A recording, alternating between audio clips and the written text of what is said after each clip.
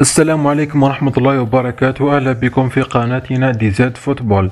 نتابع معكم اليوم أخبار منتخب الجزائر لكرة القدم، حيث كشف الناخب الوطني فلاديمير بيتكوفيتش اليوم الخميس عن قائمة اللاعبين الذين تم استدعائهم للمشاركة في طرابلس المقبل المقرر في شهر سبتمبر استعدادا لمواجهتي غينيا الاستوائية وليبيريا ضمن تصفيات كأس أفريقيا 2025. دعونا نلتقي نظرة على القائمة اللاعبين. في حراسة المرمى كل من مندرية أوكيدجا وغوندوز. أما في خط الدفاع كل من ماندي خاسف توغاي بن سبعيني بالعيد أيت نوري حجام عطال فارسي ماداني.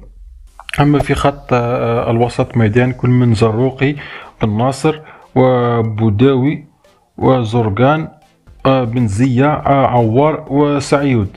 أما في خط الهجوم كل من بالرحمة وحاج موسى وقويري بن نجاح ومحرز. قائمة قوية تضم مزيج من الخبرة والشباب. فما رأيكم بهذه القائمة؟ وهل تتوقعون أن يحقق محارب الصحراء نتائج إيجابية في المباراتين القادمتين؟